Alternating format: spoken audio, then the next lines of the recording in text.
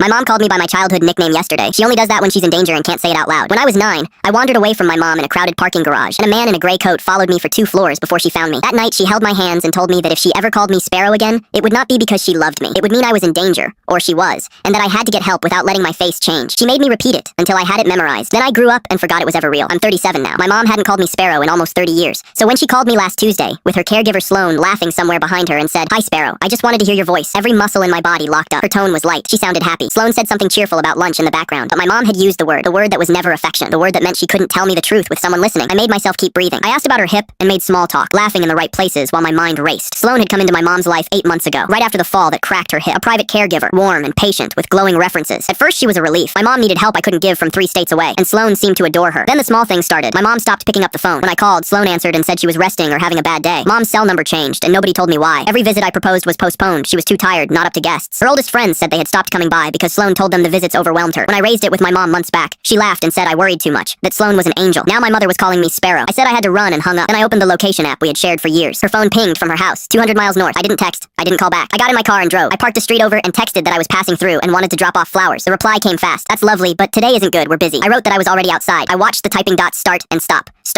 6 times. Then one line. "Use the side gate by the garden. It's unlocked. Hurry." The gate opened into the yard she used to garden in. She was standing inside the sunroom door, alone, and pulled me into a hug so hard my ribs ached. When she let go, her eyes were streaming. She whispered that we had 10 minutes, that Sloan had gone to sign paperwork and would be back to take her somewhere. She looked at the ceiling and dropped her voice. "Sloan keeps my phone in her bag. She holds all my pills and only gives me some of them. She had me sign papers I couldn't read without my glasses, and now she says she speaks for me. There are cameras in the hallway. This room doesn't have one. That's why I told you to come here." She talked fast. Sloan had changed over the last 2 months, sweet in front of others, cold and sharp when alone. She had moved money out of the accounts and taken my grandmother's rings for safekeeping. Last week my mom tried to call her sister, and Sloan ripped the phone away and cracked it against the counter, then spent an hour stroking her hair and apologizing. But my mother had seen her face in that first second. It wasn't care, it was contempt. Today Sloan was moving her to a facility 2 hours away that none of us would ever find. She had remembered the word from the garage and waited for the one moment Sloan stepped out. I told her we were walking out the gate right now. She shook her head, frightened. "My medication, my papers, my mother's rings, everything is in this house." I held both her hands. "Things can be replaced. There is no version of this where I leave you here." From the front of the house I heard a car door shut. Her whole face drained. We had maybe 2 minutes. I pulled her through the sunroom and out the gate, and she stumbled once and kept up. We crossed the grass to my car, and I locked the doors just as Sloan came around the corner. She saw my mom in the passenger seat. She saw me. For half a second her face went flat and ugly. Then the warm mask slid back, and she walked toward us smiling. She tapped my window with one knuckle, still smiling. "Where are we off to?" "Your mother has an appointment." She gets anxious when her routine changes and doesn't always understand what's happening. My mom stared straight ahead, crying without a sound. I started the engine and cracked the window 2 inches. "If she doesn't understand what's happening, she can be evaluated by her own doctor, with her family in the room, not by you." The smile twitched. "That's really not your decision. I put the car in drive. It isn't yours either. Come near her again, and Adult Protective Services, her real attorney, and the police will read every paper you made her sign. Stay away from my mother." I drove off while she stood in the driveway shrinking in my mirror.